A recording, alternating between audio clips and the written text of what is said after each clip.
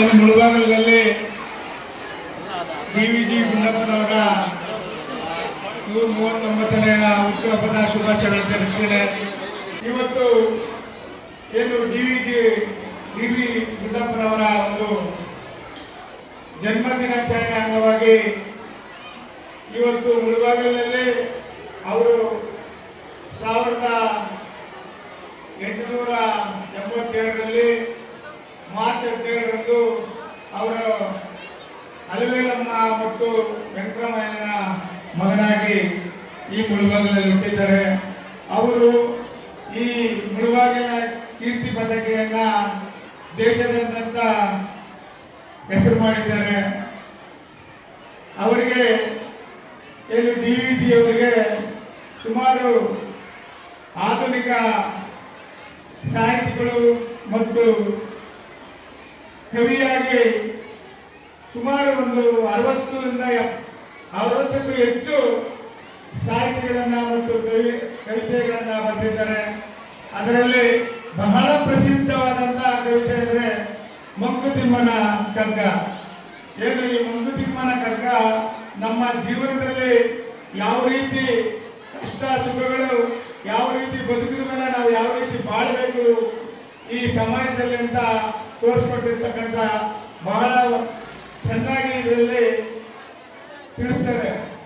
ಹಾಗಾಗಿ ಇವತ್ತು ನಮ್ಮ ಮುಳಬಾಗಿಲು ತಾಲೂಕಿನ ಅವರ ಮನೆಯನ್ನ ಸರ್ಕಾರಿ ಶಾಲೆಗೆ ದಾನವಾಗಿ ನೀಡಿ ಒಂದು ಸರ್ಕಾರಿ ಶಾಲೆಯನ್ನ ಒಂದು ಖಾಸಗಿ ಶಾಲೆಯ ಮಾದರಿಯಲ್ಲಿ ಅಭಿವೃದ್ಧಿಪಡಿಸಿ ಇಲ್ಲಿನ ಕೇಂದ್ರ ಬಿಂದುಗಳಾಗಿರ್ತಕ್ಕಂಥ ಈ ಕಾರ್ಯಕ್ರಮದ ಈ ಶಾಲೆಯ ಮಕ್ಕಳು ಈಗಾಗಲೇ ಶಾಲೆಯಲ್ಲಿ ವ್ಯಾಸಂಗ ಮಾಡಿ ಇವತ್ತು ಈ ಶಾಲೆಗೆ ಬಂದು ನನ್ನನ್ನ ನಿಮ್ಮನೆ ಋಣಿಯಾಗಿದ್ದೀನಿ ಅಂತ ಹೇಳ್ತಾ ಇದ್ರು. ಅಂತ ವಿದ್ಯಾರ್ಥಿಗಳು ಮುಂದಿನ ದಿನ ಈ ಶಾಲೆಯಲ್ಲಿ ಓದಿ ಡಾಕ್ಟರ್ಗಳು, ಇಂಜಿನಿಯರ್ಗಳು ಹಾಗೂ IAS, IPS ಈಗಾಗಲೇ ಮೊನ್ನೆ ತಾನೇ ನಡೆದಂತ UPI ಎಕ್ಸಾಮ್ನಲ್ಲಿ 4 ಜನ ಮಕ್ಕಳು ಈ ಭಾಗದ IAS, IPS ಗಳಾಗಿದ್ದಾರೆ. ಅದು ಒಂದು ಹೆಮ್ಮೆಯ ವಿಚಾರ. ಅದೇ ರೀತಿ ಏನು ಈ ಕೋಲಾರ ಜಿಲ್ಲೆಯಲ್ಲಿ ಮೊದಲಿಗೆ ಏಷ್ಯಾದಲ್ಲಿ ವಿದ್ಯುತ್ ಕಂಡಂತ ಜಿಲ್ಲೆ ಅಂದ್ರೆ ಅದು ಕೋಲಾರ ಜಿಲ್ಲೆ, KGF ಅಂತ. ಮತ್ತೆ ಈ ಕರ್ನಾಟಕದ ಪ್ರಪ್ರಥಮ ಏನು ಮುಖ್ಯಮಂತ್ರಿಗಳಾದಂತ KC ರೆಡ್ಡಿ ಅವರು ಕೋಲಾರವರೇ. ಈ ಕೋಲಾರಕ್ಕೆ ಒಂದು ಇತಿಹಾಸ ಇದೆ. ಆ ಇತಿಹಾಸ ಇರುವಂತ ಒಂದು ಊರಿನಲ್ಲಿ ಮುಳಬಾಗಿಲಿನಲ್ಲಿ ಹುಟ್ಟಿದಂತ ಮಕ್ಕಳು ನೀವೇ ಧನ್ಯರು, ನಾವು ಧನ್ಯರು ಅಂತ ಹೇಳಲಿಕ್ಕೆ ನಾನು ಇಷ್ಟಪಡ್ತೇನೆ. ಏನು ಈ ಸ್ಕೂಲನ್ನ ಅಭಿವೃದ್ಧಿ ಪಡಿಸೋದಕ್ಕೆ ಈ ಶಾಲೆಯ ಮುಖ್ಯೋಪಾಧ್ಯಾಯರಾದಂತ ಸಣ್ಣಪ್ಪನವರು ಬಹಳ ಶ್ರಮಪಟ್ಟು ಈ ಶಾಲೆಯನ್ನ ಒಂದು ಖಾಸಗಿ ಶಾಲೆಯಾಗಿ ಮಾರ್ಪಾಟು ಮಾಡಿದ್ದಾರೆ. ಅದಕ್ಕೆ ಈ ಭಾಗದ ಏನು ಅಧ್ಯಕ್ಷರಾದಂತ ರಿಯಾಜ್ ಅಹಮದ್ ಅವರು, ಈ ಭಾಗದ ಏನು ಶಿಕ್ಷಣಾಧಿಕಾರಿಗಳಾಗಿರ್ಬೋದು, ಮೊದಲು ಅವರಿಗೆ ಬೆನ್ನೆಲುಬಾಗಿ ನಿಂತಿದ್ದು ಆ ಶಾಲೆಯ ಉಪಾಧ್ಯಾಯರುಗಳು ಎಲ್ಲರ ಸಹಕಾರದಿಂದ ಹಾಗೂ ಈ ಭಾಗದ ಎಲ್ಲ ನಾಯಕರಿಂದ ಇವತ್ತು ಒಂದು ಸುಸಜ್ಜಿತವಾದ ಒಂದು ಕಟ್ಟಡವನ್ನ ನಿರ್ಮಾಣ ಮಾಡಿದ್ದಾರೆ.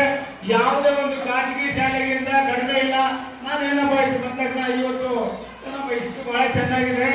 ಒಂದು ಸರ್ಕಾರಿ ಶಾಲೆ ಒಂದು ಖಾಸಗಿ ಶಾಲೆಗಿಂತ ಬಹಳ ಚೆನ್ನಾಗಿದೆ, ಬಹಳ ಶಿಸ್ತಾಗಿದೆ, ಬಹಳ ಚೆನ್ನಾಗಿ ವಿದ್ಯಾಭ್ಯಾಸನ ಕೊಡ್ತಾ ಇದ್ದಾರೆ.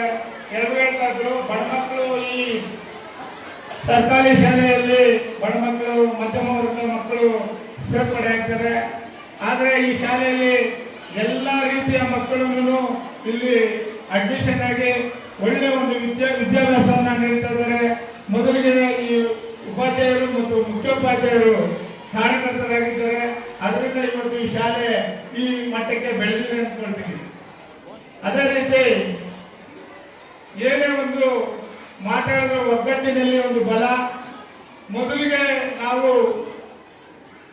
ಮುಖ್ಯೋಪಾಧ್ಯಾಯರಾಗಿರ್ಬೋದು, ಉಪಾಧ್ಯಾಯರಾಗಿರ್ಬೋದು, ಮಕ್ಕಳಿಗೆ ಶಿಸ್ತನ್ನ ಕೊಟ್ರೆ ಅದು ಅವ್ರನ್ನ ಒಂದು ಮುಂದಿನ ದಿನ ಒಂದು ಭವಿಷ್ಯಕ್ಕೆ ಒಂದು ನಾಂದಿ ಆಗ್ತದೆ ಅಂತ ಹೇಳೋದಕ್ಕೆ ನಾನು ಇಷ್ಟಪಡ್ತೀನಿ.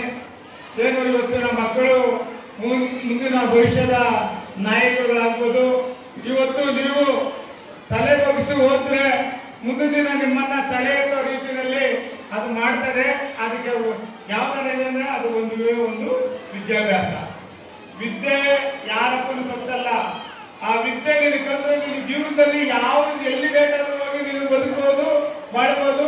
ಅಂತ ವಿದ್ಯೆಯನ್ನ ನೀವು ಈ ಈ ಈ ಅವಧಿನಲ್ಲಿ ಏನು ನಿಮ್ಮ ಈ ಓದೋ ಟೈಮಲ್ಲಿ ಓದಿದ್ದೀರಿ ಆದ್ರೆ ಮುಂದಿನ ದಿನ ನೀವು ನಿಮ್ಮ ಭವಿಷ್ಯ ಉಜ್ವಲವಾಗಿರ್ತದೆ ಅಂತ ಹೇಳ್ತಾ ಏನು ಇವತ್ತು ನನಗೆ ಮಾತನಾಡಲು ಅವಕಾಶ ಮಾಡಿಕೊಟ್ಟಂತ ಈ ಶಾಲೆಗೆ ಕರೆಸಿ ಈ ವೇದಿಕೆಯಲ್ಲಿ ಮಾತನಾಡಲು ಅವಕಾಶ ಮಾಡಿಕೊಟ್ಟಂತ ಎಲ್ರಿಗೂ ವಂದಿಸುತ್ತಾ ನನ್ನ ಮಾತನ್ನ ಮುಗಿಸ್ತಾ ಇದ್ದೀನಿ. ಜೈ ಹಿಂದ್, ಜೈ ಭಾರತ್ ಮಾತಾ.